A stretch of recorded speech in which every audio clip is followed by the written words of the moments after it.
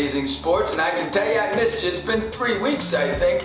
But guess what? I've got to come back to tell you who my top 10 wildcard teams and give you my Live with Jesus players in the playoffs. Yeah, we're going to do a Live with Jesus in the playoffs, that's for sure.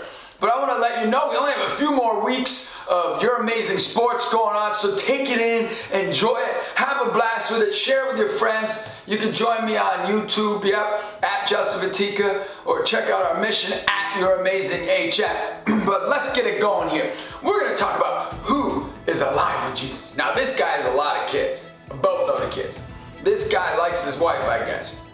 He also is Catholic. He's a quarterback. He's in the playoffs. He's an underdog. He's always second guessed. He throws a little sidearm, so he kind of, he doesn't have the greatest mechanics. But tell you what, this guy is a great guy. He's a family man. He's got a great foundation, and he does the impossible. My Live with Jesus player of the week is Philip Rivers from the Indianapolis Colts. Philip, thank you for your faith. I know we go to the same camp. Your kids go to my friend's camp at Damascus, where my kids go, and your wife a few times has gone to the Apostle of Family Consecration Catholic Family Land. Keep up the good work, Philip Rivers, and always remember, you're amazing. All right, who needs Jesus in the playoffs? It's not a player, it's a team. This team has lost so many players in COVID. They lost a safety. Yep, they lost one time 4 wide receivers at once for last week, for 2 weeks ago's game against the Jets. This team needs Jesus back because they even lost their coach. I mean, seriously. I'm supposed to get excited about this team. They lost their coach for the playoffs. Now, I don't know why the guy can't sit. I don't know what the NFL's doing. Why can't he sit in the bleachers where nobody sees him? He's not around anybody. He can call plays from up there through the microphone. But they said once the game starts and once it ends, he can't talk to anybody. And I'm pumped for the playoffs because this is my team, and they haven't been in the playoffs for 18 years. But they need Jesus right now. They need Jesus. Because they also, they lost their all-pro guard to COVID as well. Joe Batonia. You know who needs Jesus? The Cleveland Browns. I was supposed to be excited. I'm pumped. I had tears in my eyes almost last week. I know it sounds bad, but my son's like, wow, this really meant a lot to you, Dad. I said it meant a lot to me because guess what?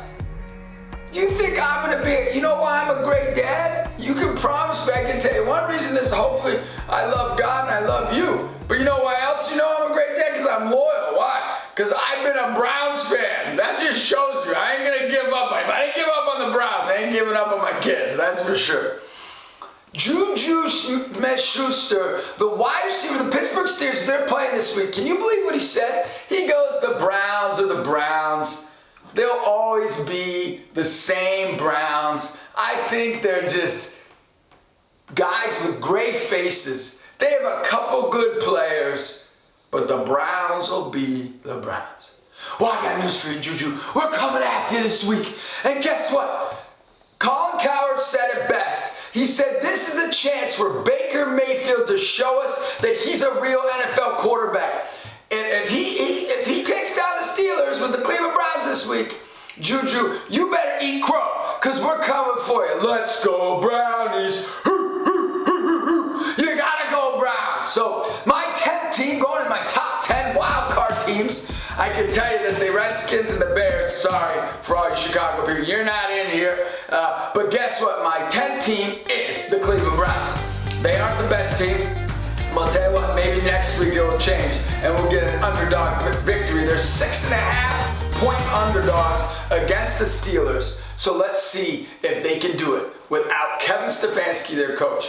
The 9th team, oh yeah, they got the rushing attack with Derrick Henry. He had over 2,000 yards, one of 8 players to do this. Number 19, the Tennessee Titans. Number 18, I'm just going to say their name because I hope they go down this week. Pittsburgh.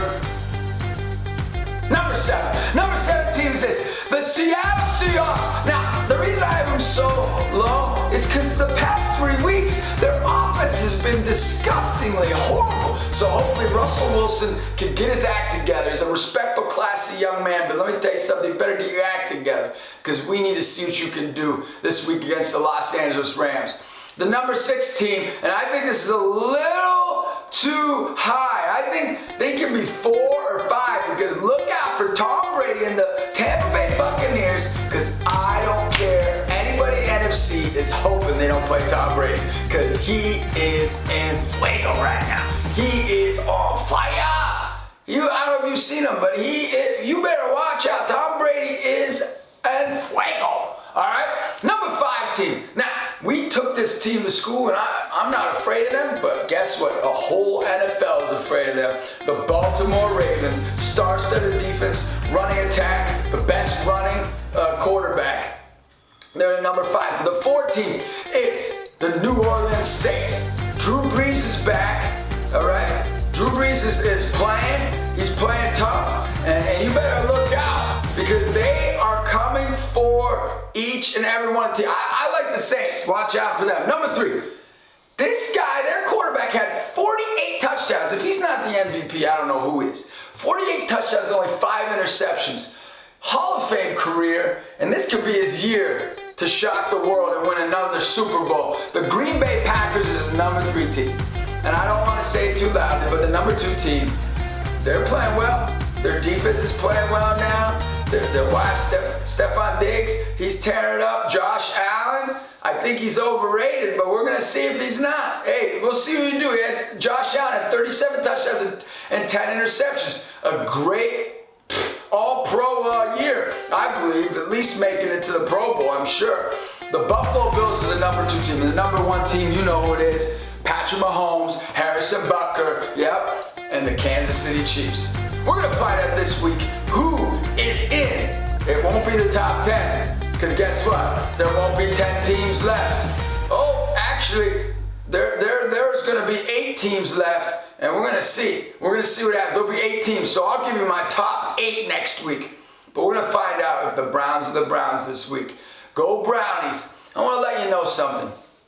Do me a favor. As you're watching football, you're getting involved with these things in life. Remember, always cheer for the underdogs, people like the Browns and even the Bills. You don't know why? Because Jesus is for the underdog. If you feel like you're an underdog in your life right now, you feel like you're like Rocky Balboa going up the steps saying, how am I going to win? How am I going to be able to do this? In sports, God always resurrects the underdog. Be an underdog. You know who underdogs are? They're humble. Humble people are underdogs. Be a humble person. Don't say you got all the gifts. God's got all the gifts. He just granted you a few. And go out and be an underdog in life. And when you are that underdog, God will raise you up on high. Because those who are humble will be exalted.